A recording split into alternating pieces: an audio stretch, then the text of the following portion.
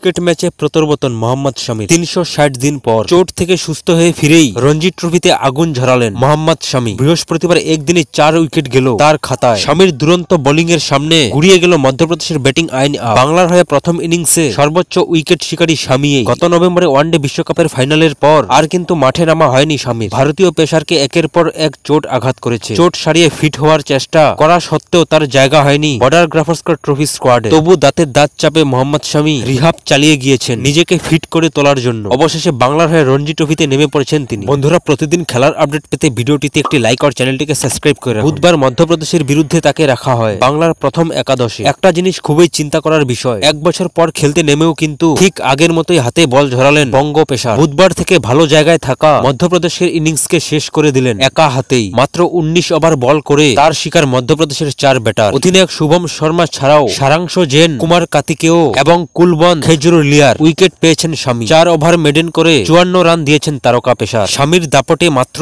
১৬৯ রানে শেষ হয়ে যায় মধ্যপ্রদেশের ইনিংস। প্রথম ইনিংসে ৬১ রানের লিড পেয়েছে বাংলা, ফলে ওয়ের ম্যাচে জিতে ফেরার সম্ভাবনা অনেকটাই উজ্জ্বল হয়েছে বাংলার। দ্বিতীয় ইনিংসে ব্যাট করতে নেমে বাংলার স্কোর আপাতত একই উইকেটে খুঁয়েছে ৩০। আউট হয়ে গিয়েছেন ওপেনার শুভম দে। রঞ্জিতে এমন প্রত্যাবর্তনের পরেও কি ওজি সফরের স্কোয়াডে উপেক্ষিত থাকবেন মোহাম্মদ শামি, নাকি বর্ডার গাভাস্কর ট্রফির দলে শেষ পর্যন্ত তাকে নেওয়া হবে, এটা নিয়েই চলছে চর্চা।